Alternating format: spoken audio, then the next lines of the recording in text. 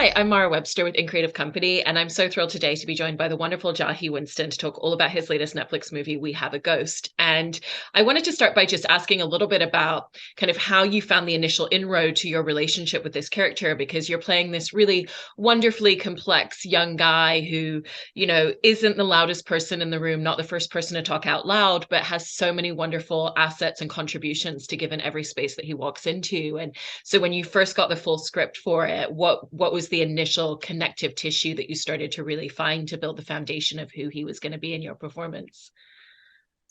Yeah, so I got the script a couple years ago. Chris Landon, our director, reached out to me and I read the script and I thought it was incredibly fun and I thought that it was grounded in a lot of heart.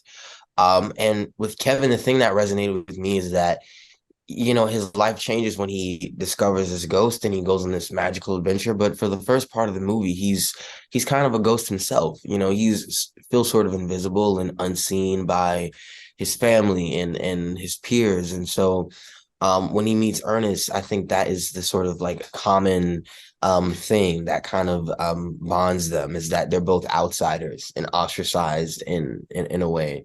And I think it's that sense of isolation that really makes them go out of their way to protect each other even more because it's like, okay, we're here, what I'm saying? I got you, you got me, and we're gonna do this together. It's us against the world, and I think for me, I was trying to come from a place of empathy and compassion, and seeing Ernest almost like as a child that I had to like pet, you know what I'm saying? Who, because he can't talk, he can't communicate in how we would as people, living people. So um, it's a cool family movie, but I wanted to really ground it in truth. Yeah. I love everything that you're saying there about the dynamic that he develops with Ernest, played by David Harbour in the film, because it really feels like he just immediately sees the humanity, like you were saying. And in that first scene, there's kind of a couple of dynamics at play when he first meets Ernest, which is that he's laughing, he's not afraid. He sees a person kind of trying to exert something and he's not responding. And his response is, "My life is scary enough already. Like that's not Yeah. scary." And then Yeah. he really kind of like starts to become very inquisitive very early on. And so for you, in filming that first scene where he meets Ernest for the first time in the film, what were the important touch points and moments that you wanted to make sure to capture in terms of how he's responding in these different ways? Yeah, for me, it was just really making it clear. I think that's the first time the audience gets to really hear Kevin talk about how miserable his kind of everyday existence can feel as someone who doesn't feel seen by anyone else around him.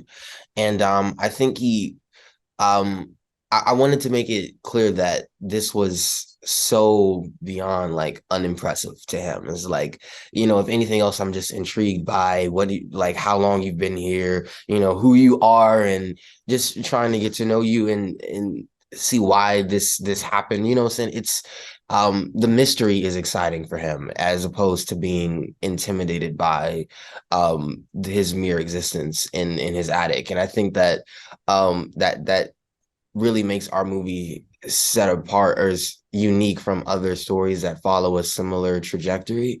And so it was important for me because it's the thing that really makes the movie unique. You know what I'm saying? Is to really play that beat up and really make it known to the audience how like mundane this is to Kevin.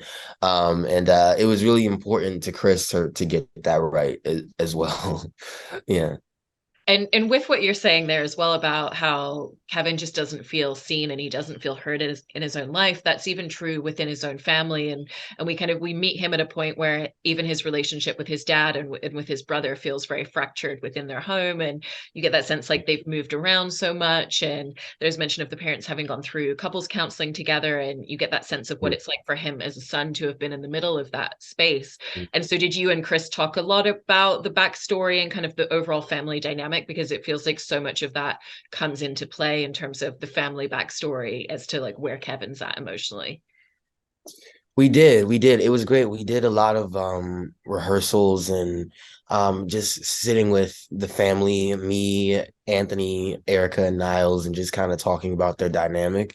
You know, I think Kevin is kind of on an island by himself, but his closest ally is his mom because he's always been very close to her and he's seen how many sacrifices she's made to please his dad. And so there's a closeness there. If he's close to anyone, it's his mom, and then his dad and his brother are kind of on an island by themselves because Niles' character like lives to please his dad. His dad is like his hero. And I think there was mention of like Kevin kind of possibly feels a bit of um I guess contention towards his brother because there was a time when his dad was his hero as well. And so I think that was important to go just beyond the surface of what their dynamic actually is. And David actually had a lot of great ideas about what that was as well, because he made mention of the film Ordinary People from 1970s, the Mary Tyler Moore film. Great movie, by the way. And he was like, that is sort of like closest to what this dynamic is. And David had a lot of insight about the characters and about who they are as well.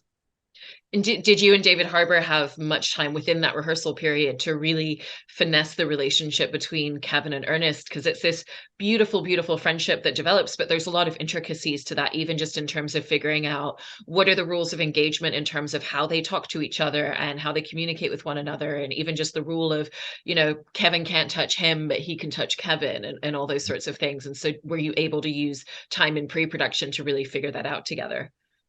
Yeah, I mean, we didn't have like an exuberant amount of time, but it was great because David was like really committed to the physical aspect of the character and felt very like classic Hollywood actor, it was like from like the Charlie Chaplin era of acting. And so it was great to watch him incorporate that element into his performance. And then, like I said, with me and my interaction with him, I really wanted to tap into the vulnerability of Ernest and Kevin, you know what I'm saying? And making it clear like this is an entity that is alone in the world and it is my job. It is my mission to protect him from the world, including my dad and my entire family, really, because it's their fault that we're exposed to all of this chaos. And now I almost feel responsible because I exposed him to that. So now I have to go even further to protect this being and this fragile being. And so yeah, that was really important, just playing up the vulnerability and the sort of intimate moments between them. I also think as a performer, as an actor, it's such a unique approach to have to build such a central dynamic and friendship and relationship with throughout an entire movie with that many scenes together, where your scene partner is never responding in terms of dialogue because Ernest can't talk throughout the movie.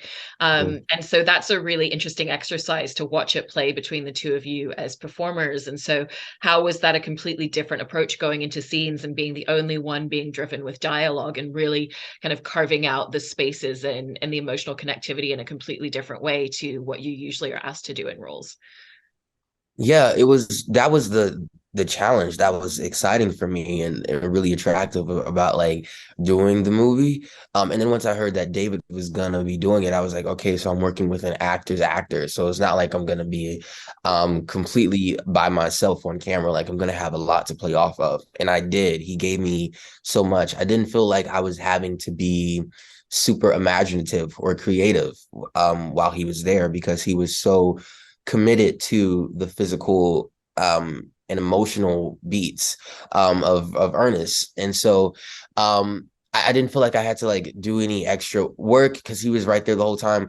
And it was cool because I don't know, David David is never plays anything safe. Like he's always willing to go above and beyond. So he was giving me ideas of how I could like approach him and talk to him. And yeah, it was great working with him. I felt a real responsibility like to carry those emotional beats as far as like dialogue is concerned and to like really play up that sensitivity when speaking to him. Like, okay, I want to be very clear. Like, listen, the world is a scary place, but I'm here to, guide you. And it's scary for me too. It's like those things I think really help establish their relationship and really make the audience root for the two of them together. So yeah.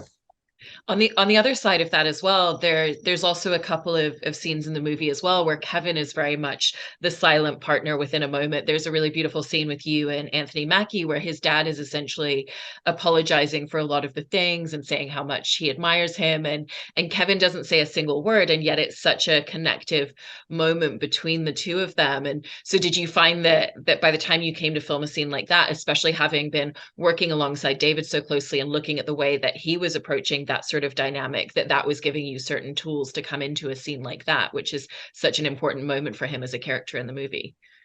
It's a great question, and it's so interesting. I don't trying to think because I don't think I'd done a lot of work with David at that point because we had actually filmed most of Mackie's portion um in like the first month of shooting because he was going to do another film right after. And so I did most of my work with David towards the end of production.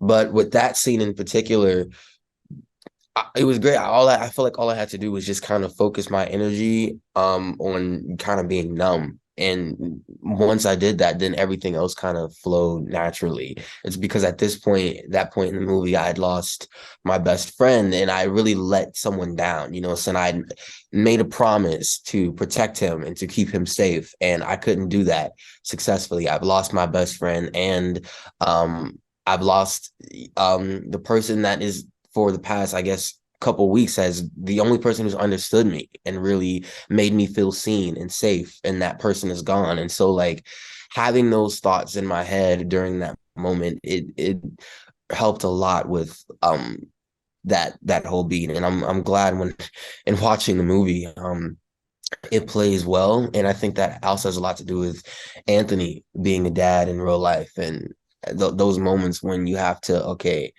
check yourself as a parent, and I think a lot of parents and a lot of kids can relate to it as well. With this film as a whole as well, there's so many different kind of tones and genre at play, but in a very cohesive way. When you step back, you've got this modernized ghost story, there's interpersonal family drama, there's comedy aspects, there's a couple of action sequences within it. Was What was that journey in terms of just really understanding the voice and the tone that Chris wanted to create? Because I feel like he's so great at creating that kind of myriad of genre and tones into very cohesive pieces through his work as films. Absolutely. And that's one of the reasons why I love Chris so much as a writer and as a director. It's because you really have such a clear understanding of his voice and his personality and who he is as a person through his work. And there's a very clear through line through all of his movies. And you might not be able to articulate it in words, but you just understand like, okay, this is a Chris Landon movie. And that to me is the sign of like a director that's going to be here for making movies for a very, very long time. It's because people can look at his work and be able to say, oh, this movie makes me feel how Happy Death Day did. Like I'm a little on edge, but I'm having such a good time and I'm having like so much fun watching these characters and watching the story play out. And that's another reason why I was really interested in taking the project, is because a lot of the work that I've done up to now has been sort of dark in subject matter. I'm very young in my career, but I've done a lot of like mature content. And so this was an opportunity to do something that was centered in family and fun and really followed that similar trajectory that of movies that made me want to be an actor, saying as the spectacles. This isn't really a spectacle movie, but like these like fun-filled movies, Amblin type movies, like E.T. and Casper and that kind of thing. So to have someone like Chris who has really a lot of his work, it feels very modern, but he's doing something from maybe an older model of like filmmaking from the 80s and 90s and kind of merging those two worlds felt like the right next step for me as like a young actor and transitioning into a young adult, but still catering to my young fans as well.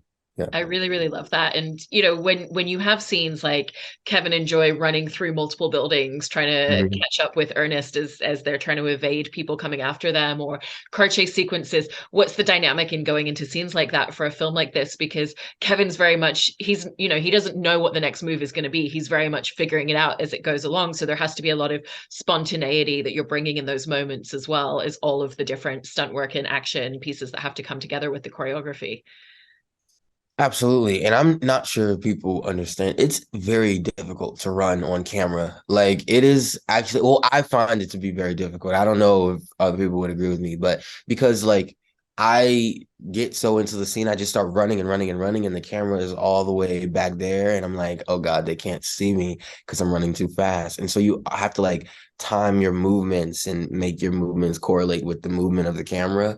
And so that was difficult. Like I would be running, we were running across the street doing that sequence, and I would look back and Issa and David were like all the way back there. And I'm like, oh God. And they have to keep telling me, like, we get it, you can run fast, but slow down. For us. That was a difficult thing to do. And all of the I think the action sequences were pretty tough. Like that day of us running, that was like just all day, just us running and running in the hot Louisiana sweltering heat. Just running and running and running. And I loved it. I love like this is I couldn't even bring myself to complain because again, like I always wanted to insert myself into movies that followed this model. Like it's the most fun. Like that those portions I was like, this is the part that like I always wanted to do. Like I feel like a little kid just like getting to go to work and play make believe. Like it's so cool. It's so fun getting to do those things. And yeah, it just makes me moments like that kind of make me appreciate my job and like wow, I'm just like a big kid. And for Kevin as well, one of the other central relationship dynamics that develops throughout the film for him is this friendship that he builds with Joy. And it's really lovely to watch someone who has so many walls up and has had to move around so much and probably hasn't really lived in one place long enough to build long form relationships because his family are always moving somewhere new. And to kind of see what it looks like for those walls to kind of gradually come down and to build such a relationship of trust that he ends up having with her. And so for you, did the script early on really give you those points and those little touch points of, okay, this is where I feel like he's going to start to let her in a little bit. This is where he's going to start to really trust her, and all those different aspects that you had to build together. Yeah, for sure. Because I think aside from Ernest, Joy is the only other person that Kevin can really um have a connection with and understand because she also is a bit of an outsider and is on an island by herself amongst her peers. And I think that really intrigues Kevin, and I like that I think Kevin likes the fact that she's so much smarter than him and she's always a step ahead and has a lot of bite, but still very sweet and has like good intentions. And so it was great. Issa and I had great chemistry. She is such a sweetheart. She nailed all of those beats perfectly. And I think we got to play off each other in a really cool way. And like for the last month of shooting, it was just us and David in a hot car, like in a car yelling and screaming and like so we had to lean on each other and it was great and I enjoyed um um figuring out all of those puzzle pieces with her and having those like mystery detective like kid detective moments with her like it was cool. Yeah. And you were talking earlier about a lot of the other projects that you've done, and you've done so many great projects across screen. You've worked on stage, and working on a project like this with everything that it was asking for you, and the fact that, like you were saying, it did feel like something new and something different for you. What are the things that you feel it gave you an opportunity to really learn, or kind of spaces where it allowed you to grow as an actor from everything else that you've done in the past? Hmm. I think for me it was walking that line of like um being funny and incorporating the comedy, but still grounding it in truth. Because, and I think that especially plays out within like the family dynamics. You know what I'm saying? Is like, yes, Kevin's relationship with his dad is like really strained. But we want to make sure that the audience is still like, oh, that's me and my dad, you know, that's me and my, you know, it's me and my mom. So I wanted to really ground it in something real. Yes, it's entertaining and it's, you know, but I wanted to, that was the like the challenge for me. It's okay, how can I really make the reality of this situation come across, but not make it like too heavy, because I am used to having to do things that are like really heavy and do leave like a big emotional impact on me after shooting them. Like I did a movie called Charm City Kings where I was working every single day and on that film, and I had to like watch my best friend die and, you know, and rob people and sell drugs. And, you know, I did a movie, Queen and Slim. I had to kill a guy. Like it was, I've done a lot of like heavy things. And so I'm used to having to go to that dark place and very easily. And so it was a challenge to sort of walk that line. It's like, okay, you can go there, but just don't go there like too much, because we still want, this is still a very different genre, and I want people to still feel like, you know, light and fun and watching this, not like watching I don't know, Jerry Springer or something. Like, you know, family drama or like a soap opera. Yeah. I don't know why I immediately went to Jerry Springer, but like I don't want to know, I don't want it to be too heavy. I didn't want it to be too heavy. Well, I Yeah. really loved your performance in the film, and so really appreciate getting the chance to talk to you today. Thank you so much for this. Appreciate it. Thank you. Thank you. Nice meeting you.